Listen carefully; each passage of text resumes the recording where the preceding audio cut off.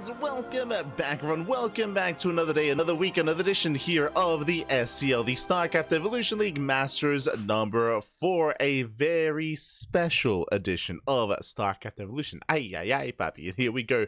I'm of course your host, VIP. With me I'm joined by these amazing players, by the people in chat, and by my plushies as well. Whew, welcome one and all to something different, something special, not just the fact that this is a mod, of course. Welcome one and all to StarCraft Evolution. StarCraft Evolution League does feature a mod that does pit together Brood War and SE2 as a face-off in a 1v1 competitive setting, featuring players current to SE2 and even old to SE2 as well. It's great to experience the players themselves facing off. But more importantly, this is a tournament that is going to be featuring the PTR of the proposed changes. Now, there's of course a lot that we did discuss regarding said proposed changes during the podcast last week, and we did decide not to actually bring up the new PTR changes to the podcast this week, or to the mod this week, just because a lot of it was actually based on results and based on games that occurred during this very tournament, during this invitational. Again, this is an 8-player invitational. Sorry, I say 8, I believe 12, I think even. 12-player invitational, and we're going to be going through the initial round of 12. Yeah, 12-player, true. So we're going to be going through the round of 12 here today. This is going to be a 2-day event. Today we have day 1. Tomorrow is going to be day 2, and we're going to be going through StarCraft Evolution with the new balance patch changes. There were so many balance patch changes made to the latest patch. Again, it took us like 2 hours to go through. It was crazy. We went through it during the podcast. It was like a solid 2-hour segment dedicated to StarCraft Evolution. Now we're here to witness those changes here and now. Let us go. Up first, we have a best of 3 between MANGRUSL and Ateshi, some Korean on Korean action. MANGRUSL, of course, being a Korean Terran player, he actually does compete quite a lot in Stormgate as well. He does compete in multiple different esports. Meanwhile, Ateshi is more dedicated to StarCraft Evolution, less so to SE2. Still competes a little bit in SE2 here and there, but does find a lot more success in StarCraft Evolution instead. As we are jumping into our first best of 3, videos are done, and we are jumping on in. Here we go. Bam. Beautiful. As spawning in the right, oh, okay, got it. In the bottom right corner, do you have the South Korean Protoss player? It is going to be Ateshi. Top left, we do have the South Korean Terran player. It is going to be MANGRUSL. Whew, let's go. Now, as a reminder as well, just to be transparent here, this is a replay cast. These matches did occur last week, but not just that, because currently there is no way to update mods in the PTR at the moment. Sorry, update mods on the arcade at the moment. They actually had to go through a unique process to actually play on this PTR, and because of that, I'm not actually observing. I actually don't have the replays. This is a clean feed. Bam. So this is a clean feed of the event. So alas, we do have a different observer here for tonight's broadcast. Despite that, it's going to be a lot of fun, I'm sure. It's going to be a lot of fun. They do use a different overlay as well. Bear that in mind. They do use a slightly different overlay, but overall, we should be able to settle in. It is going to be Prome rocking Brood War Protoss and MANGRUSL rocking SE2 Terran. Here we go. So this should also... make sure everything's looking as it should. So again, going to be a little bit different coverage here of this event, as again, it is going to be by a clean vid. Oh, true, we get to experience the new gateway. Let's go! There were a couple of new models created here for the game, created for this most recent patch, and one of them is the gateway. So great to see the gateway with its new, fresh Brood War model. Likewise, across the map, we are setting up for a proxy. So Ateshi going for the gate cyber core into a proxy across the map. Going to be hyper aggressive here, and we'll see if MANGRUSL can keep up. Behind this looks like double gas. Double gas open out of MANGRUSL, going racks into factory, into a more tech-heavy start. A safer start, I would say. It looks like the observer just now pointing out, of course, double gases. Going for the initial reactor first, not tech lad, and it is going to be proxy robo. Interesting. So this feels like proxy reaver. Again, you wouldn't proxy robo unless you committed into proxy reaver tech.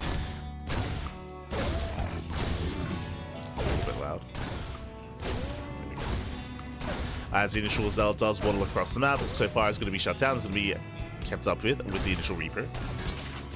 So with that Soul Defense, now the downside of what's happening here is that the Reaper is stuck at home, right? The Reaper is stuck at home. The Reaper is not able to move out across the map for a scout, so currently we are in the dark as what's going on. We're in the dark when it comes to the hidden tech. Meanwhile, this is not a one-base all-in. Ateshi, I assumed he was going to commit into a Robo, into a Shuttle, into a Bay, into Reaver, but if you can see here, he's expanding. He's going for the Nexus, he's delaying the Bay, I should say. The Bay just now being thrown down, so that means he's going to be less committed, going to be less aggressive here, and yeah, we'll see how this build turns out. I'm curious. As Reaper does dive in, going to be shut down by the Dragoons. Scan into the main, reveals the Bay, so even though he doesn't see the Robo, he sees the Bay at least. That's also going to be a bit of a tell. He must be thinking, hold up, the Bay is there. I already checked your natural. I just scanned your main. Where exactly is the Robo? It should be somewhere. It must be out on the map. So again, he's slowly piecing together what's going on. Behind this does get the safety Cyclone. Reaver drop is on the way, as we did mention. And we can see MANGRUSL playing safe. He's got a Cyclone going into add-on swap, into his own double tech lab at Banshee, into tank production. Again, this is a pretty aggressive build here from MANGRUSL. Very tech heavy here, going into both Banshees and tanks. We'll see what Ateshi can get done with said Reaver drop. We shall see, as the Reaver is still on the way. Again, when it comes to the build itself, remember the Bay was delayed, so the Reaver's later than usual. But it's all slowly coming together here, as you have shuttle speed on the way. Army does move out, and does make its way towards the natural.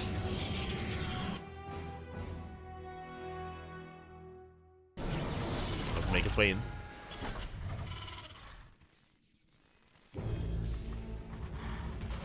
Likewise, we do see the initial Banshee moving out. Tank is in position. Reaver Show going for the mineral line. Does get one SCV. Nothing major, just the one. Oh, true. This is another change that they had, is that they did introduce some new music tracks to in-game games, which honestly I'm really excited by. But I think they added the Nova Covodops, they had the Nova soundtrack, and a couple of others as well. As the Banshee does get across the map, no Cloak. Yeah, Cloak just now finishing up just in time to start. Oh, it comes back too soon. The Banshee does go down. 4 probe kills is okay damage before a Banshee, and Cloak, not worth it. We're looking for more. Meanwhile, the Reaver drop in towards the main. The tank is in position. The Reaver gets punished despite that. Ooh, does get 3 SCV kills here in the main, and a late reaction from MANGRUSL. Late reaction from the Terran. We have the Citadel on the way, so it looks like we're going from Reaver drop into charge. Or actually, I say charge into Zealot legs. Into a gateway composition. Second Banshee moves out. Remember, Cloak is done, and we're actually continuing Banshee production. Okay. Additional Banshees are on the way here for MANGRUSL. But detection is available. Bearing in mind that access to detection was increased here in the latest patch, so it makes it easier to get ready, it makes it easier to set up, to get into observers. That was something done across the board in regards to giving access to detection and allowing players to embrace that a little bit easier from the side of Brood War. That's applicable to all races, to Protoss, Terran, and Zerg. As that's the second starport, and we're still making more. We're going triple starport. Hold on. It looks like the Observer, glossed over it, but yes, there's 2 starports right now, making 2 Banshees at a time, and we have a 3rd starport on the way. We're going mass Banshee. Observer goes down. The Observer must have seen at least the 2nd starport, but again, that is crazy. And we do see Ateshi respond with Mass Stargate. Okay, we're going into air versus air. We have Hyperflight Rotors on the way for Banshee speed. Remember, we're going Mass Banshee from the side of MANGRUSL. Meanwhile, Ateshi has an idea of what's going on and is getting ready for scouts, getting ready for Corsairs. He's working towards it. And again, really important scouting here from Ateshi to confirm what was going on. Meanwhile, 4 Banshees moving out. They're moving out across the map. Reaver drop still hasn't found too much damage. Going for the depot. And it's go time. Banshee's able to hit the third base. Probe's going to be going down. So far, 6 probe kills. They have to respect the Dragoons, but bearing in mind Dragoons are less mobile. They try to waddle over. Another worker falls. Oh, Banshee's going back and forth. Banshee's speed is still not yet done. And he's getting caught out. Yeah, he's getting caught out here. A little bit premature. Nice damage, but did overextend. 1 Banshee goes down. 2 Banshees go down. 2 Banshees for 8 workers. That's okay damage, but bearing in mind that we are sacrificing the main army in favor of these Banshees. And now Corsairs are on the way. You know, now that she's getting more secure anti-air. Is more secure.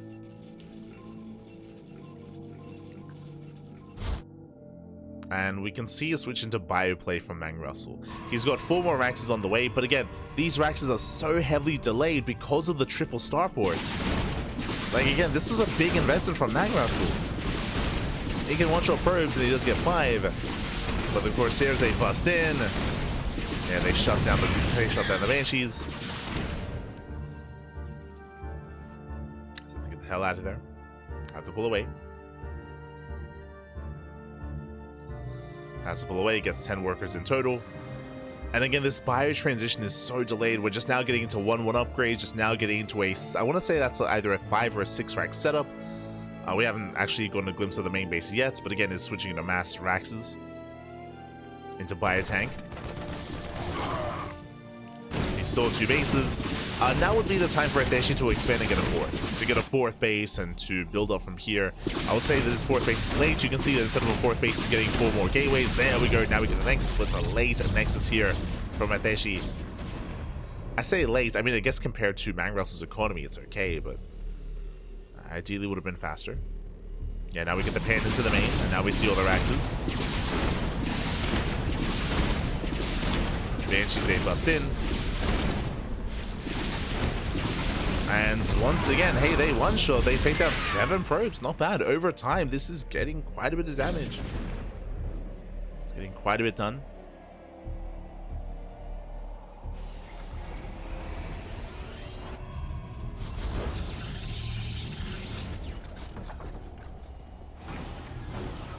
So from here, Reavers, they do bust in. Oh, no! The shot goes off. Full split's not in time. Nice connection. Marine's going to be going down.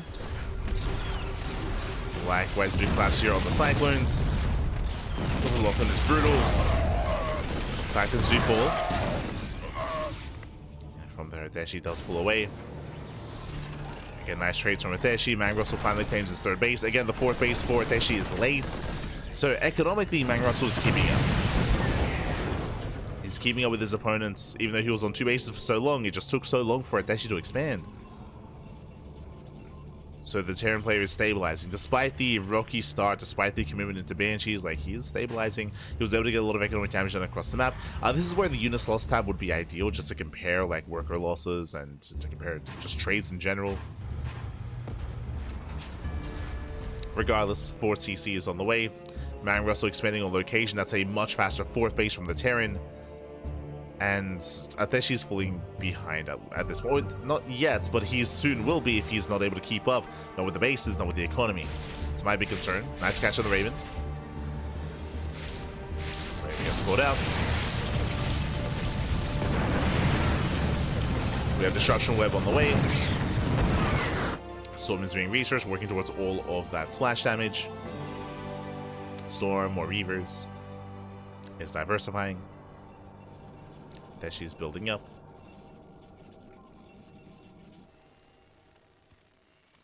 And we see MANGRUSL just walling up here and getting into his own bio tank and Ghost. Ooh, Prism takes a lot of hits. The shuttle does get away. And it's still quite close. Get out of here. It's the shuttle.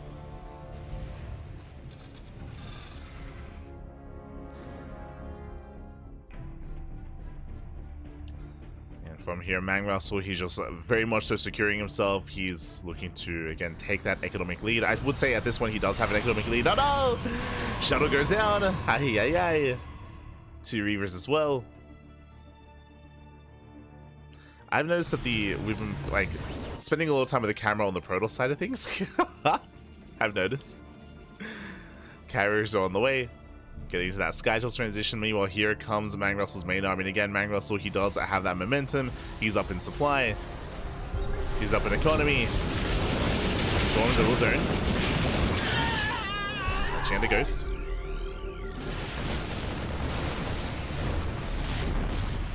This MANGRUSL is moving in. Storms, they will attempt to zone. Although the tank stays do see. Tanks, they shut down the storms. They shut down High Templar. Nice disruption webs. Very nice. Disruption was. Oh no! Disruption was in place, but it looks like there is some latency here. Ooh, looks like the STC, he's our Korean caster, is lagging out a little bit, so it feels bad, man. That was not the time.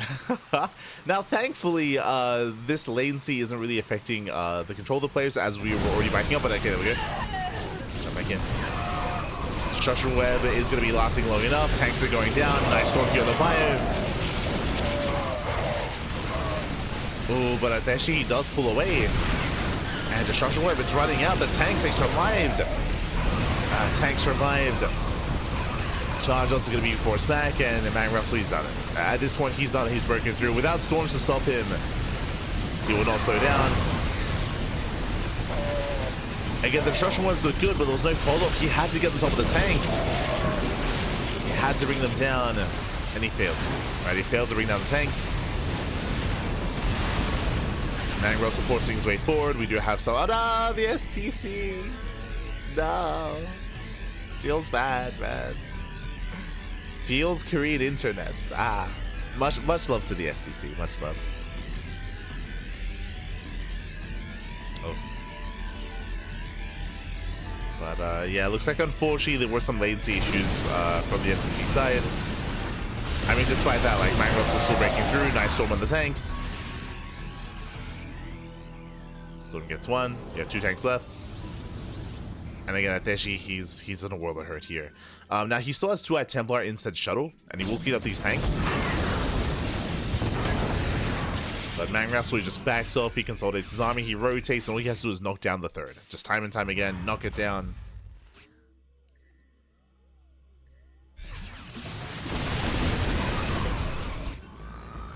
And Ateshi's in a really, really rough position here. Again, Ateshi, I would say that he had a better start, but as we were emphasizing, just really late expansions, really late economy, really late setup there from Ateshi. The army stims in, and from here we can stim, we can win. Storms didn't quite connect. Yeah, they didn't quite connect in the end. There's some more storms coming in. They will zone away. Bio army sims forward. He doesn't really have that much anti-air. It's very Marauder heavy, true. Very Marauder heavy, but still breaks through the expansion. Takes out the 3rd base once again. And again, there's just not much to stop MANGRUSL. He's just rallying in. We have BCs on the way. Let's go. We have Yamato being researched. We already had the tech labs as well. Getting into his BC production. Does see Ateshi trying to wall up, trying to set up. We just see MANGRUSL rotating once again.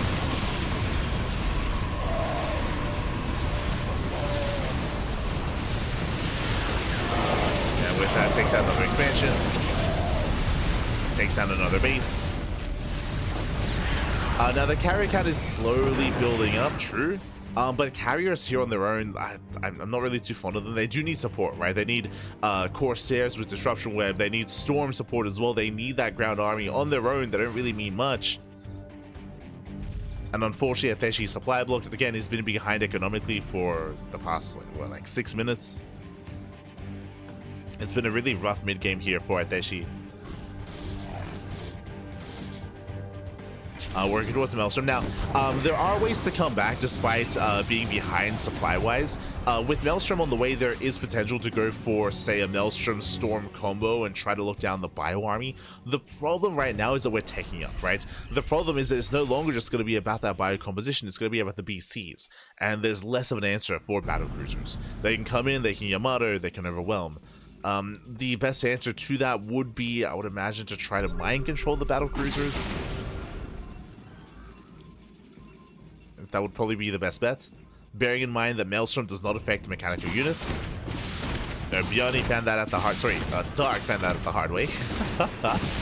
So remember that. They only affect fire, biological.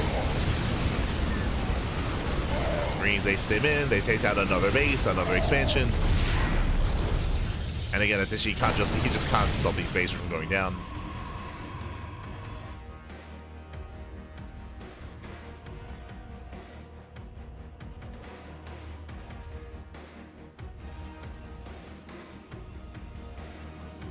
Here we're trying to settle in. Maelstrom has been finished researching, but the BCs have been scouted. I say that just now. The Observer does spot the battle cruisers. That's a lot of BCs. Now we get, as we mentioned, like, mind control is probably the best response to BC, but because the scout was so late, that's why mind control is so late as well. So unfortunately, like, this is all just quite late tech here. MANGRUSL is maxed out. He's pushing up with both armies. Decent storm, very nice storm. Jesus. MANGRUSL does run into the storms. The Armadas, they pop up. GG gets pulled, and MANGRUSL takes game number 1. GG. MANGRUSL does take a lead in the series. Again, as you mentioned, Ateshi, he actually had a really nice start. I actually preferred Ateshi's early game when it came to building up, containing his opponent, defending his bases. Like, I wasn't opposed to it, but as we mentioned, it took him a really long time to actually claim a 4th base. On top of that, he was also losing a lot of workers to said Banshees as well, but his economy was lackluster. We saw that as he was getting a 4th, the 3rd was already up and running, and the 4th base was already on the way for MANGRUSL. Like, MANGRUSL just overwhelmed economically, and with that was able to build up a greater army as well. Despite the shaky start, like, again, remember, MANGRUSL, he opened up triple starport mass Banshee. It was crazy. Like, his transition into bio was late, but he didn't get punished for it, right? He didn't get punished for that late transition, didn't get punished for only working with 1 racks for so long as well. It was an awkward transition into the mid game, but once he got there, that's where he thrived. That's where MANGRUSL did thrive. GG, well played. Impressive play there by MANGRUSL. And again, Ateshi, he did kind of stumble in his kind of lead up into said longer game, into said mid game. GG. GG, well played. So getting in. I'm just catching up with the chat.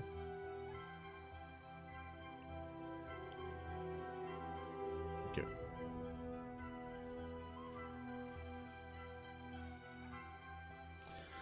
Corsairs were nerfed recently. They were nerfed in regards to their splash damage. So now, if I recall correctly, now it takes a couple of extra Corsairs to achieve the same amount of damage as they did previously, which I'm not opposed to, which I think is probably a good change.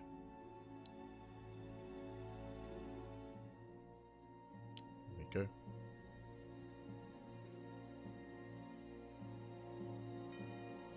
Those dragoons look like walking onions. Oh no.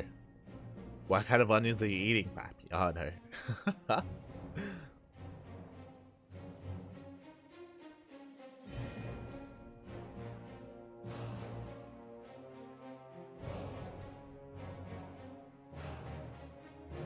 Scouts didn't quite yet haven't found a place in the meta, haven't they? I would say they have. I would say for quite some time now, Scouts the Scout is one of those units that has been tinkered with quite a lot, throughout the course of the StarCraft Evolution lifespan, to the point where now they do a little better, of course, as a harassing unit. You could argue they were maybe scaled a little bit too hard or too far, and I know that they winded back the Scouts a little bit just because of their ability to kite, like in PvT, and kite Terran units like Marines and like Cyclones as well.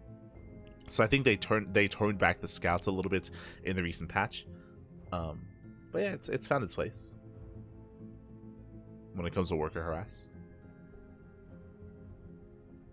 It's been the case for quite some time now.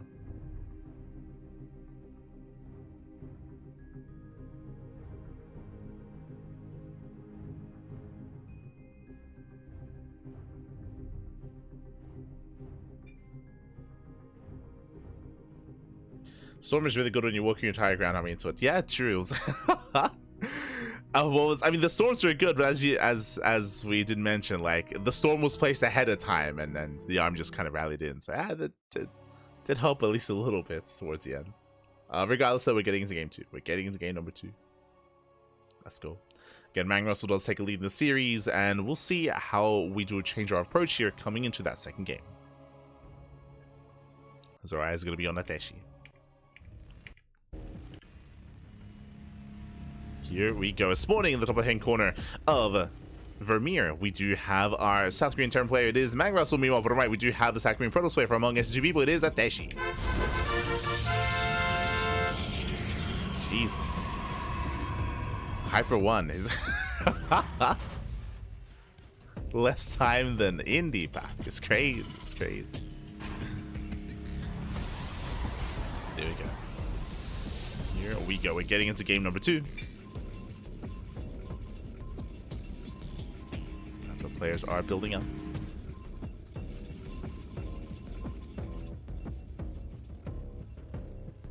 Oh, well, I says Este Tavo. That was not here. He's not here. What are you talking about? Oh, no. But now, though, we do have initial openers. It is going to be a more economic start here from Ateshi, going for a Nexus first build. Likewise, we do have MANGRUSL opening up with his own, I would imagine, Rax expand. Bearing in mind the last game, we did have a double gas opener, but yeah, we did have a double gas opener. Once again, I should emphasize Ateshi is rocking Brood War Protoss, and MANGRUSL is once again rocking SE2 Terran. It is loser's pick. It is loser's pick. In regards to who does compete, or in regards to our chosen races. What am I listening to right now? Oh my god. Yo, we in the jungle. What is So something that I brought up previously, I'll bring up once again, which is applicable here. Did you just turn off the music? Okay. We're back. But the recent change to the latest patch, of course, to the PTR, is that they added a lot of soundtracks. They added like a lot of SE2 soundtracks even as well, not just Brood War. One that came to mind to me was the Nova soundtrack, the Nova Covert Ops. They added that soundtrack to the in-game games, and they added some other more obscure ones as well. I don't have a full list, but I appreciate it just because these are soundtracks you don't get to experience in multiplayer. Just because they're typically like one and done for like a certain mission or a certain DLC pack, which I appreciate. Whether some are more out of place than others, we're about to experience ourselves, right? But I do like it that they increase the soundtracks for the in-game music. As is going to be a Stargate opener here out of Ateshi. Oh my god, Ateshi, calm down. Calm down, Bobby, calm down. Likewise, Reaper pokes in. A Reaper to get a full scout of the main base is aware. We do have a safety cyclone. That is going to be a second factory. Okay. So remember, last game, MANGRUSL, he went triple starport production, which was crazy. This time, double factory into Macfill accelerators into Battle Mech. Okay. So Battle Mech is on the way here from MANGRUSL.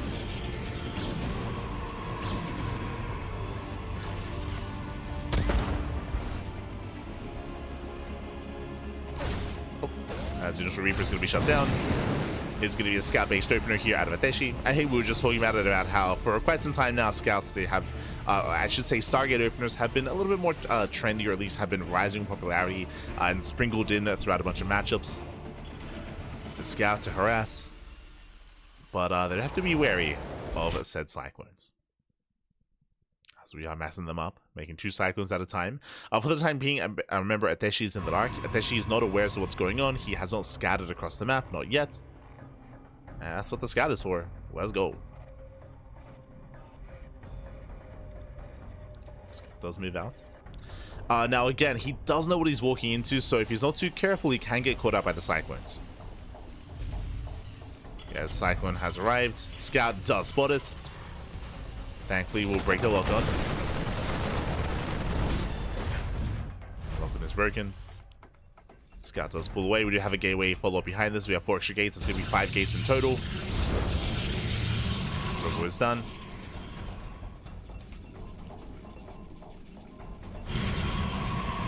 Building up. To appreciate that at least Ateshi is taking his third base. Ooh, MANGRUSL does move out. Cyclone will be enough to defend. Yeah, Cyclone does defend the mineral lines at the same time. The Marine Army is moving out, and we're looking for the third. Ooh, only one Cyclone. Nice repair. Ooh, I say that. There's a scan. Takes out one of the scouts. Scout does full. A nice repair here on the Cyclone. And here come the Marines. Again, we already have our first 2 soon to be 3 Cyclones across the map. Ooh, one gets caught out. Late reaction out of MANGRUSL. Despite that, the Cyclones, they survive. Ay, ay, ay. That is brutal. They had so much DPS to the army. They force them back. Thankfully, there's 3 shield batteries. Scout is moving in. The Cyclones, oh, they just kite too well. Oh my god, they kite so well. Scouts, they get shut down.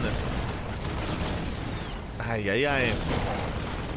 And the Cyclones are barely out of range. I say that, they do commit. Cyclone's going to be going down. Nah, they trade well enough. Yeah, they trade well enough. Dragoons, they get bullied back. They overextend. Shuttle will help with the control. He can break the lock-ons. Oh no, the shuttle down! Oh my god, shuttle goes down.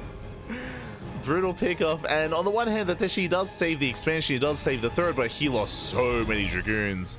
I mentioned this earlier about showing the units lost tab in the first game. Here would be a nice moment as well to keep an eye on how many Dragoons did exactly go down. I want to say around like 6 or 7 Dragoons.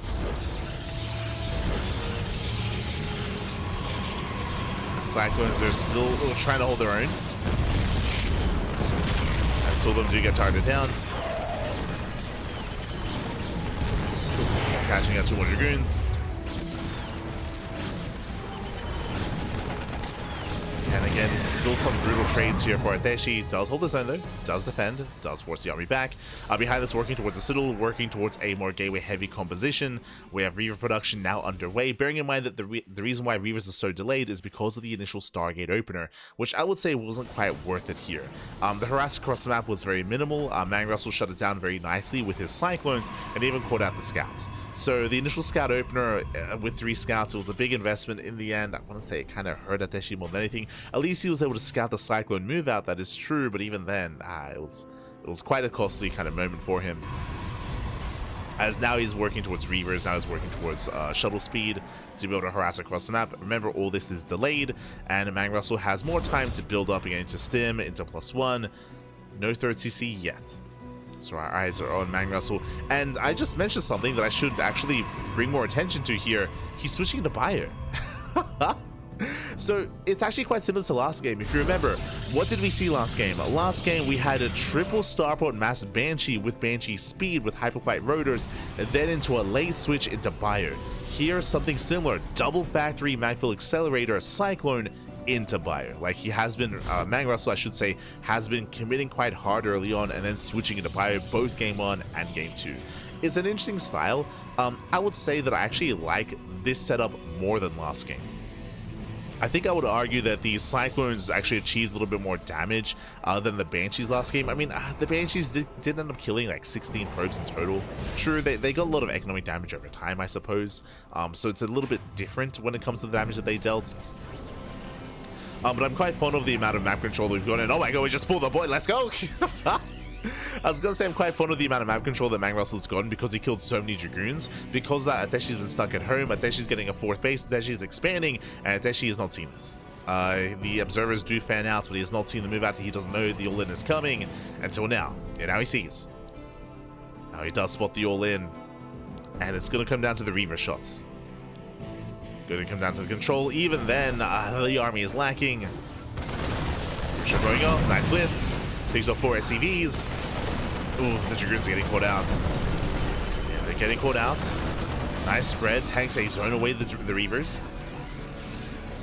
Reavers are going to be zoned away. MANGRUSL moving in.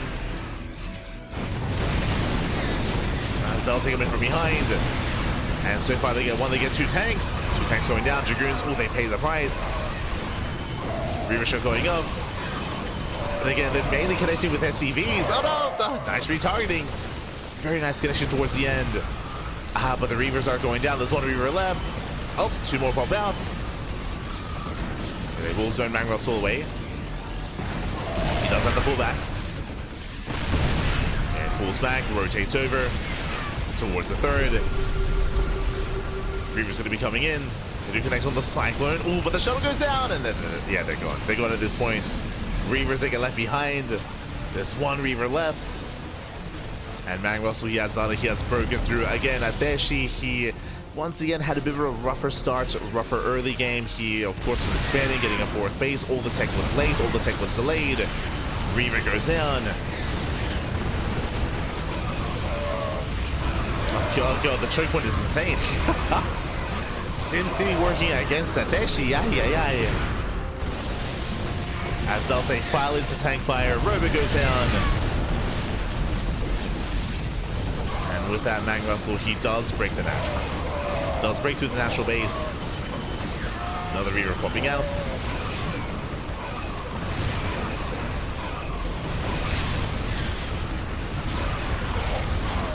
And again, nice control so far by MANGRUSL, just avoiding those scarab shots. Does avoid the Reaver connections up for the most part. As he will live well. He will live well. Dives on the shuttle. Dives on the Reaver. No production left. It looks like with the boys being pulled, I mean, Ateshi, he can try to get on top of the tanks here. But Liberation has the right. It's too much freedom. It's too much freedom. GG gets called, and MANGRUSL, he will take game number 2 in the series, 2-0. GG. I will lower the volume a little bit, it's quite loud. But GG, well played. MANGRUSL will claim the series, winding it back. Again, it was just a really rough start from Ateshi. Did open Stargate, did open Triple Scouts, but they didn't really achieve too much. And as we were mentioning, because of the Scout-based opener, because of the Stargate opener, it meant that the Robos were delayed, the Reavers were delayed, the Shuttle was delayed, and because he didn't reinvest into additional Scouts, he had nothing across the map to scout, or to slow anything down, or to deal any harassing damage. He was moving out with his shuttle. As a reminder, when the all-in was coming, he was moving out with the shuttle to go for some Reaver harass, but again, by then it was too late. The all-in was already coming. The all-in was already on the way, and with that, MANGRUSL does overwhelm. GG well played. A lot of that just came down to lack of scouting, lack of information that Ateshi had. Again, because of the earlier losses, that's why he was blindly expanding, that's why he was blindly taking up. He was not aware of how much danger he was in. GG well played. I think it was a really good call for MANGRUSL to pull the boys. Like, because of how well the early game went for him, like, it was a really good call as well, just because he was somewhat aware that the scouting or the realization would be quite late. Would be late. With that, we're getting to our next series. We're getting to our next matchup here. We're going to be jumping into our best of 3 between Rare Breed and StarCraft. Let's go.